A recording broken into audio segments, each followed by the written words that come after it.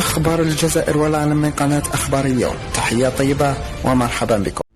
توجت الدعوات الفرنسية لإلغاء اتفاقية 1968 مع الجزائر بالتحضير لمشروع لائحة لإلغاء الاتفاقية من طرف نواب في حزب الجمهوريين اليمين، وتمنح الاتفاقية التي تضغط فرنسا لمراجعتها أو إلغاء العمل بها امتيازات للمهاجرين الجزائريين على الأراضي الفرنسية، بما في ذلك الطلبة ومبدأ لم شمل العائلات. وحضر نواب من حزب الجمهوريين مقترح لائحة ستعرض على الجمعية الوطنية الفرنسية للتصويت عليها. وفي تفاصيل اللائحة المقترحة نصت على أن إلغاء الاتفاقية يأتي كونها تشجع الجزائريين على الهجرة إلى فرنسا، بالإضافة إلى كون السياق السياسي والدبلوماسي والاقتصادي الذي كان سائدا آنذاك سائدا أثناء المفاوضات سنة 1968 مختلفة تماما عن الواقع السياسي والدبلوماسي والاقتصادي الذي كان سائدا خلال المفاوضات آنذاك، وفقا لما أفادت به صحيفة القدس العربي. وأوضح الجمهوريين في مقترحهم أن الاتفاقية تمنح الجزائريين حقا تلقائيا في هجرة غير عادلة وغير مبررة وغير مستحقة، في الوقت الذي أكدت فيه الكتلة ذاتها أن المقترح سيطرح قريبا داخل قبة البرلمان الفرنسي. تؤكد المؤشرات المطروحة أن الجمهوريين لن يتمكنوا من تقديم مقترحهم